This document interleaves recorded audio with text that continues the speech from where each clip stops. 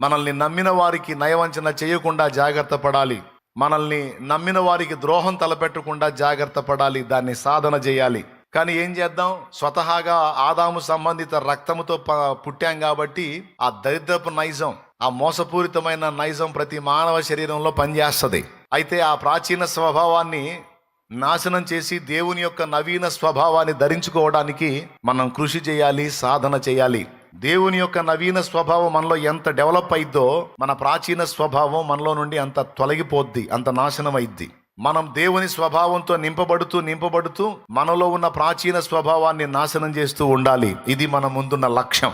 దానికి సంబంధించి మనం చేయాల్సిన భక్తి కార్యక్రమాలు చేయాలి. ప్రార్థన చేయుట, వాక్యము ధ్యానించుట, క్రమం తప్పకుండా దేవుని సహవాసంలో కొనసాగుట, పరిశుద్ధ బలను సమీపించుట అనే ప్రక్రియలు తప్పనిసరిగా మనం చేయాలి. భక్తి సాధన చేసుకుంటా ఉంటే దైవ స్వభావం మనలో నిండుతూ ఉంటుంది. దైవ స్వభావం ఎంత నిండుతూ ఉంటుందో మనలో ప్రాచీన స్వభావం అంతా నాశనం అవుతూ ఉంటుంది.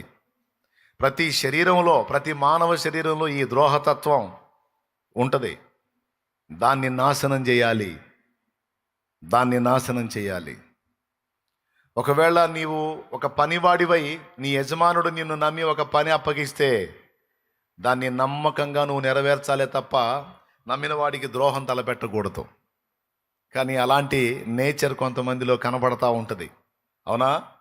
కొంతమంది యజమాని ఉన్నా లేకపోయినా యథార్థంగా పనిచేస్తారు. కానీ కొంతమంది యజమాని ఉన్నప్పుడు హడావుడిగా పనిచేసినట్టు షో చేస్తారు. వాడు పక్కకు పోగానే గ్యాంబ్లింగ్ చేస్తారు. ఒక దేవుని సంబంధిగా అతడు ఉన్నా లేకపోయినా నీకు అప్పగించిన పనిని నమ్మకంగా చేసే విషయంలో నీవు జాగరూకుడవై ఉండాలి. ఫరో విషయంలో కానీ యోసేపు లైఫ్ మీరు చూస్తే, యోసేపు ఫరో విషయంలో ఎంత నమ్మకస్తుడిగా ఉన్నాడో మీరు గుర్తించాలి. అలాగే దానియేలు మీరు చూడగలిగితే, బబులోను రాజు దర్యావేషు కాలంలో దానియేలు ఒక అధికారిగా ఉన్నాడు రాజు దగ్గర. ఈ దానియేలు ఎక్కడన్నా చిక్కుతాడేమో అని దానియేలు యొక్క ప్రవర్తన అంతటిని నిఘా వేసి కాచుకున్నారు. కానీ ఒక్క చోట కూడా దానియేలు వారికి చిక్కల. అంత జాగ్రత్తగా తను ప్రవర్తించాడు, తన నమ్మకత్వాన్ని తను కనపరిచాడు. ఫలితంగా దేవుడు దానియేలుకు తోడై ఉన్నాడు. దానియేలుని ఎలాగైనా దెబ్బతీయాలి అనుకొని కుట్రబనిన వాళ్ళు సింహాలకు ఆహారం అయితే దానియేలుని ప్రధానాధికారిగా దేవుడు హెచ్చించాడు రాజు చేత. గనుక నువ్వు ఏ ఫీల్డ్లో ఉన్నా, వరుసగా చెప్తున్నాను, సృష్టించిన సృష్టికర్తకి, ఆయనను పరిచయం చేసిన ఆత్మీయ నాయకుడికి, అలాగే జన్మనిచ్చిన తల్లిదండ్రులకి, అలాగే విద్య నేర్పినటువంటి గురువుకి, అలాగే పని అప్పజెప్పి ఆయన పనిలో నమ్మకస్తుడు అని ఎంచి నిన్ను ఏర్పరచుకున్న వానికి, కట్టుకున్న భర్తకి, నమ్మిన భార్యకి నమ్మకత్వాన్ని కనపరిచే విషయంలో మన బాధ్యతలు జాగ్రత్తగా నెరవేర్చాలి. మళ్ళీ చెప్తున్నాను, నమ్మకత్వానికి వ్యతిరేక పదం ద్రోహం. చెప్పండి.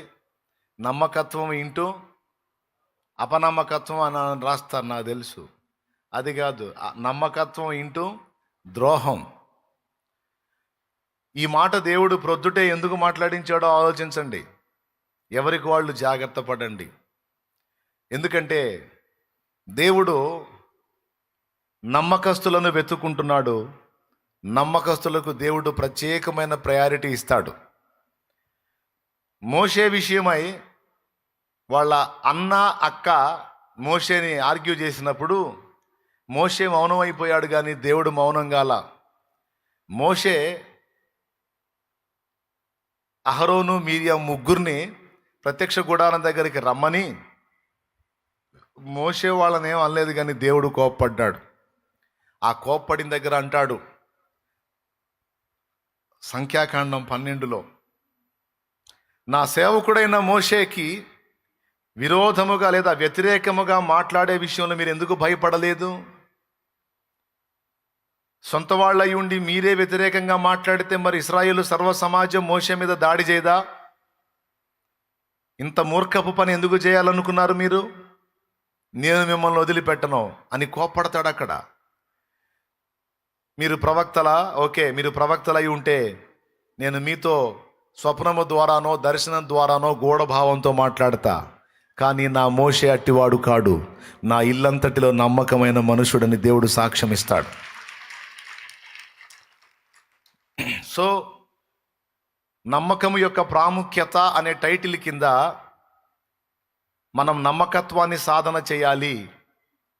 నమ్మకత్వానికి ఆపోజిట్లో ఉన్న ద్రోహాన్ని మనం సాధన చేయకూడదు.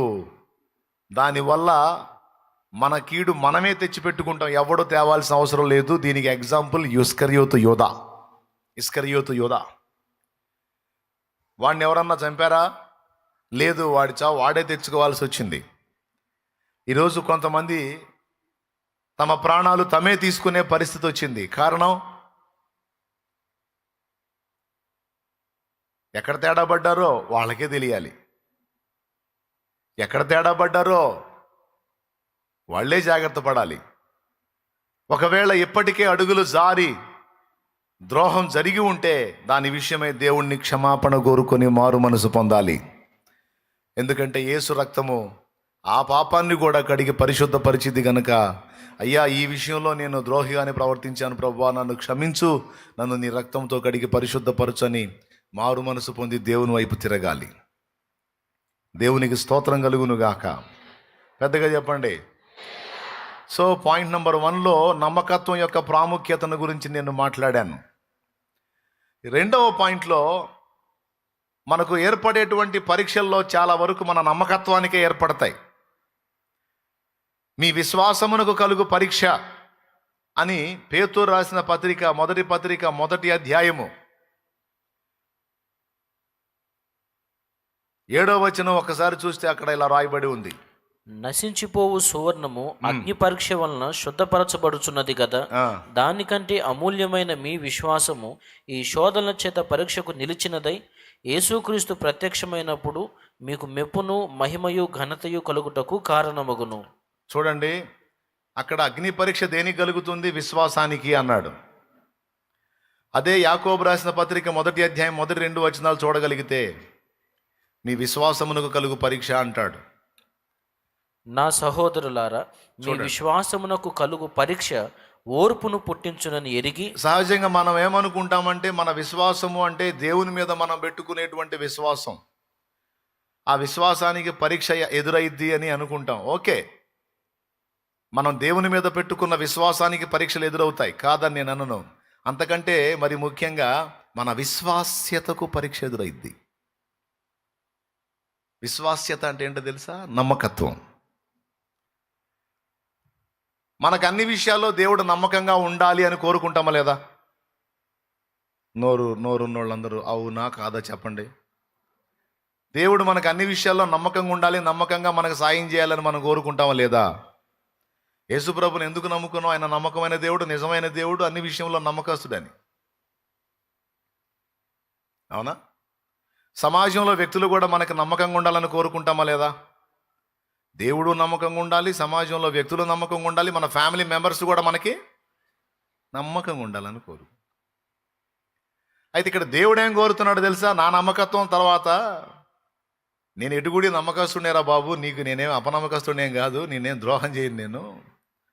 కానీ ఇక్కడ పాయింట్ ఏంటంటే నీ విశ్వాస్యతను, నీ నమ్మకత్వాన్ని నేను చూసుకోవాలి. నమ్మకం యొక్క ప్రాముఖ్యత గురించి మనం ముందు మాట్లాడుకున్నాం. ఎవరెవరికి నమ్మకంగా ఉండాలో దాని గురించి మనం మొదట తెలుసుకున్నాం.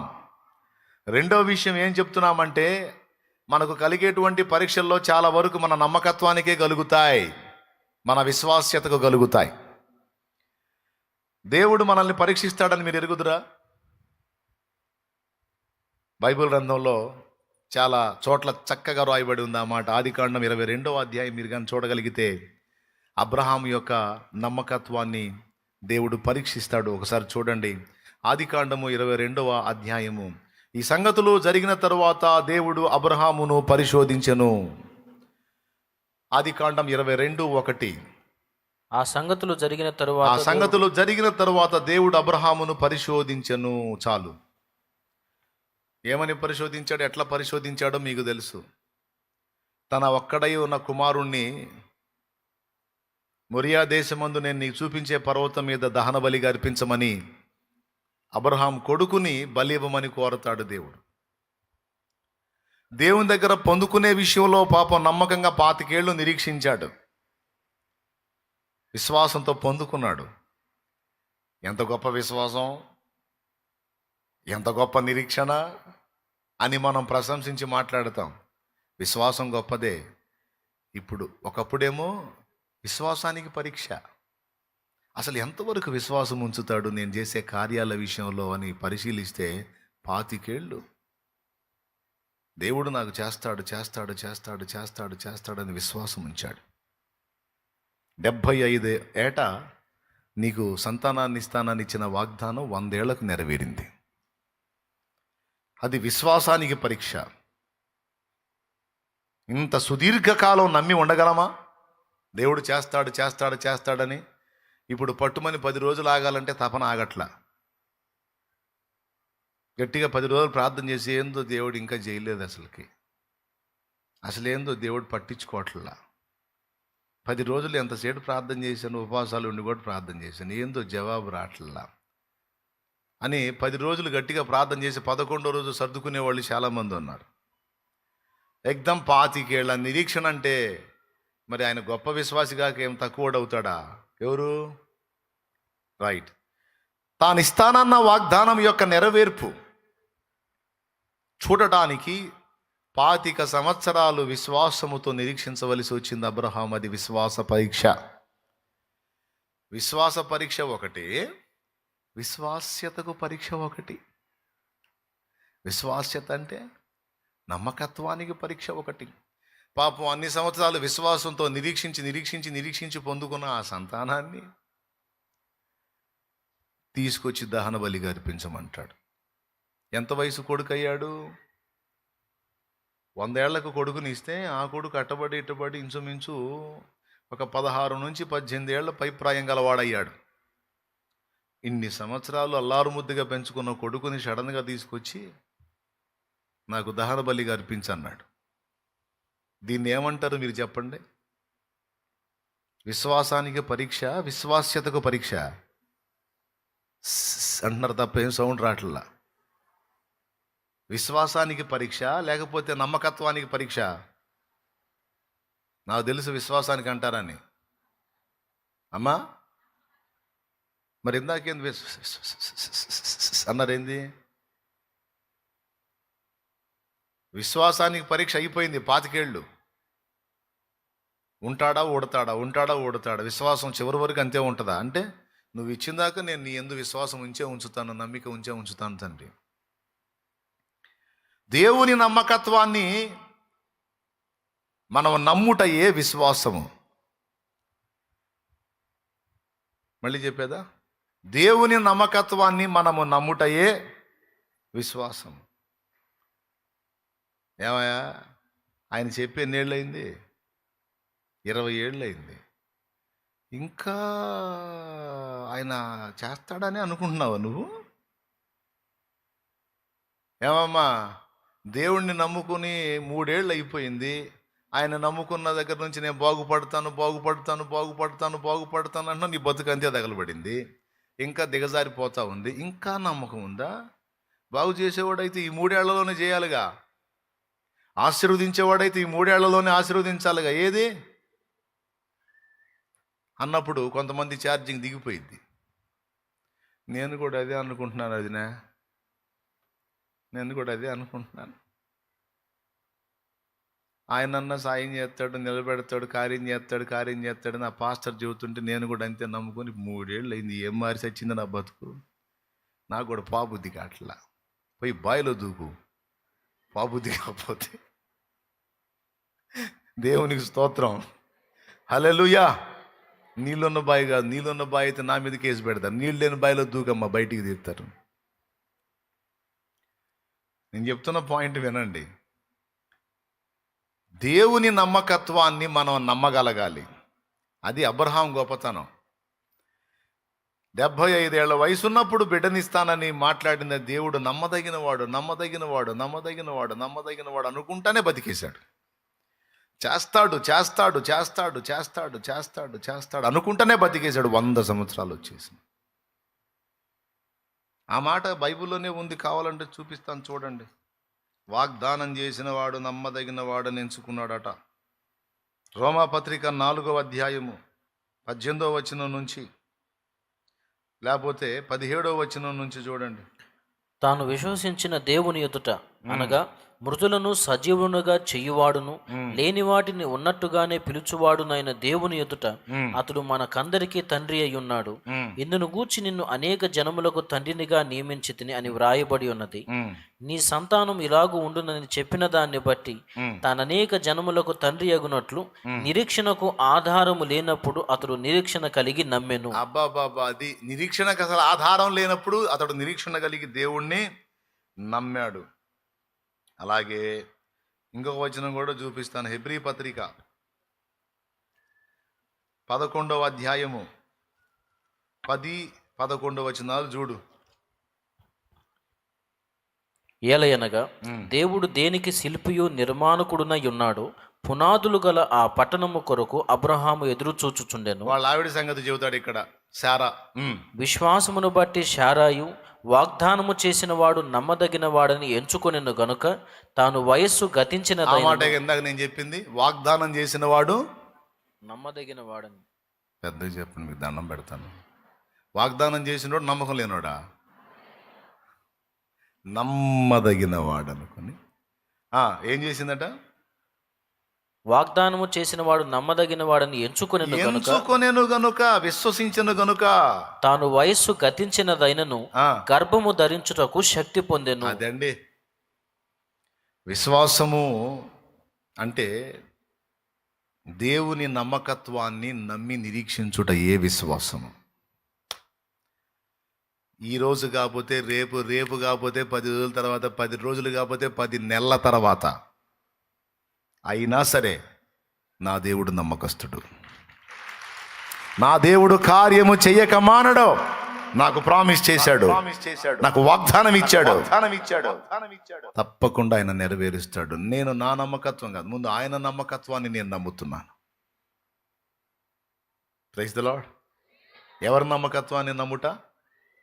దేవుని నమ్మకత్వాన్ని నమ్ముట ఏ విశ్వాసము, నమ్మి నిరీక్షించుట ఏ విశ్వాసం. ఓకేనా? ఇప్పుడు మరి దేవుడు నీ నమ్మకత్వాన్ని కూడా చూడొద్దు.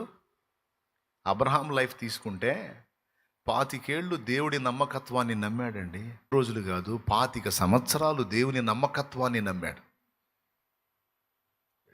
మనమైతే ఒకవేళ అబ్రహాం ఫ్రెండ్స్గా మనం ఉంటే, అబ్రహాం 20 ఏళ్ళు అయిందా, ఇంకా ఇస్తాడని నమ్ముతున్నావు దేవుడు? 22 ఏళ్ళు అయిందా, 23 ఏళ్ళు అయిందా, ఇంకా ఇస్తాడని నమ్ముతున్నావా, ఇంకా చేస్తాడని నమ్ముతున్నావా అని అంటే, ఒకవేళ అబ్రహాం ఏమంటాడు తెలుసా? ఒరే పిచ్చోడా, 23 కాదు ఇంకా 2 ఏళ్ళు అయినా సరే నా దేవుడు నమ్మదగిన వాడురా. రెండవది, ఆయన సర్వశక్తి గల దేవుడు. ఆయన మోడులను చిగురింపజేసే దేవుడు. మృతతుల్యమైన శారా గర్భమును తెరచుటకు శక్తి గలవాడు. అసాధ్యాలు మనకుంటాయి కానీ ఆయనకు లేవు. ఆయన సమస్తాన్ని సాధ్యము చేయగలిగిన దేవుడు. నేను ఆయన్ని నమ్ముతాను, నాకేం డౌట్ లేదు. ఇవాళ కాకపోతే రేపు, రేపు కాకపోతే 10 రోజులు, 10 రోజులు కాకపోతే 10 నెలలు, 10 సంవత్సరాలైనా సరే నా పరిస్థితిని నా దేవుడు మార్చగలడని నేను నమ్ముతాను. మార్చకపోయినను స్తోత్రం. ఇది నమ్మకత్వం అంటే. 10 సంవత్సరాలైనా నా దేవుడు కార్యం చేస్తాడని నేను నమ్ముతాను అన్నది విశ్వాసం. అయితే చెయ్యకపోయినా పర్వాలా, ఆయన నాకు నమ్మకంగా ఉండకపోయినా పర్వాలా, నేను మాత్రం ఆయనకు నమ్మకంగా ఉంటానన్నదే విశ్వాస్యత. మన నమ్మకత్వానికి తప్పకుండా అగ్ని పరీక్షలు ఎదురవుతాయి. మన విశ్వాస్యతకు తప్పకుండా దేవుడు పరీక్షలను అనుమతిస్తాడు. ఒక అబ్రహాం లైఫ్లోనే కాదు, భక్తులందరి జీవితంలో వారి యొక్క నమ్మకత్వానికి పరీక్షలు ఎదురైనాయి. షద్రకు, మేషాకు, అబేద్నగో అనేటువంటి ముగ్గురు భక్తుల చరిత్ర దానియేలు గ్రంథంలో రాయబడింది. నెబుకద్నెజరు పరిపాలనలో వాడు ఒక పెద్ద బొమ్మ చేపించాడు రాజు. బొమ్మ చేపించి అందరూ కలిసి దానికి మొక్కమంటాడు. మొక్కమన్నప్పుడు రాజ్యంలో ప్రతి ఒక్క పౌరుడు మొక్కుతాడు, కానీ ఈ శద్రకు మేషకు అబేద్నెగోలు మాత్రం మొక్కరు. వాస్తవంగా వాళ్ళు బానిసలుగా ఉన్నారు, బానిస శృంఖలాల్లో ఉన్నారు. వాళ్ళు వాళ్ళ స్వదేశంలో లేరు, వాళ్ళు పరదేశంలో బానిసలుగా ఉన్న పరిస్థితి. వాళ్ళేమి సుఖంగా లేరు, సంతోషంగా లేరు, తమ తమ ఇంటి వారితో వాళ్ళు ఆనందకరంగా లేరు. వాళ్ళ సొంత ప్రాంతాన్ని వదిలేసి, సొంత దేశాన్ని వదిలేసి ఒక రాజు చేత బందీలై పట్టబడిన ప్రదేశంలో ఉన్నారు. అయినా సరే వాళ్ళ నమ్మకత్వం చూడండి. ఆ బొమ్మకు మొక్కలా వాళ్ళు మొక్కకపోతే ఉంటారుగా పనికిమాలినోళ్ళు, తపనగాళ్ళు. వాళ్ళు పోయి అంటించారు రాజుకి. రాజ్యం మొత్తం సాష్టాంగ పడింది, కానీ ముగ్గురు మాత్రం సాష్టాంగ పడలేదు మీ దేవతకి. వాళ్ళు శద్రకు మేషకు అబేద్నెగోలు, వాళ్ళు మాత్రం సాష్టాంగ పడలేదు రాజా.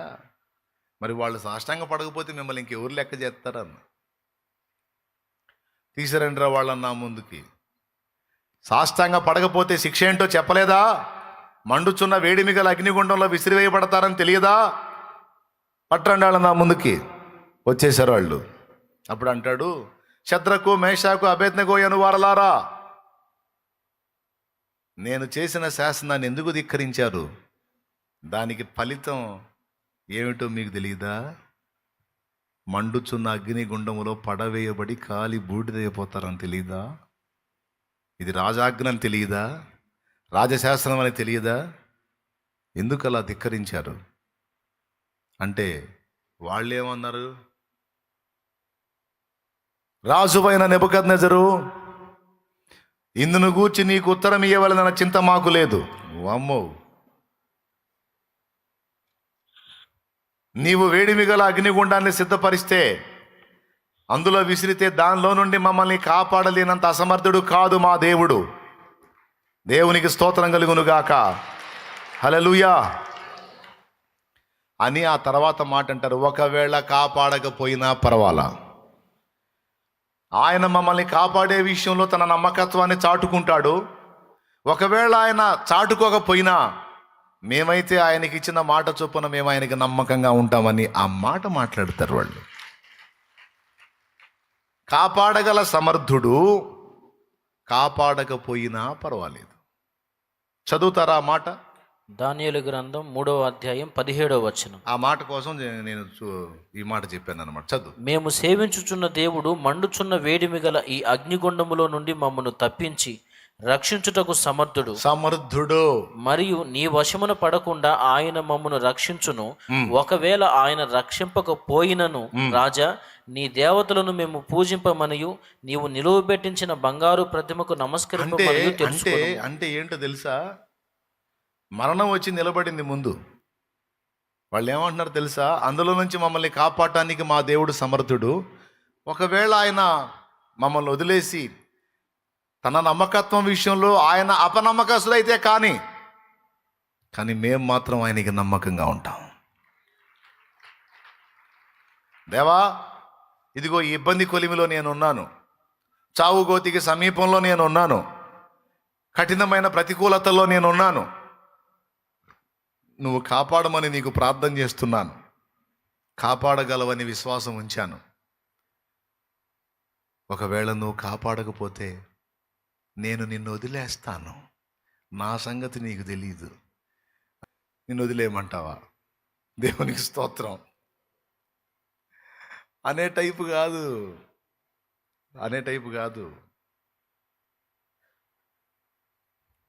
నువ్వు సాయం చేస్తావని ఎదురు చూస్తున్నాను, నీ కార్యం కొరకు కనిపెట్టుకొని ఉన్నాను, నువ్వు చెయ్యకపోయినా పర్వాలా, నా నమ్మకత్వం విషయంలో మాత్రం రాజీ పడను తండ్రి. నువ్వు నాకు నమ్మకమైన సాయం చేయకపోయినా నేనైతే నీకు నమ్మకంగా ఉంటాను.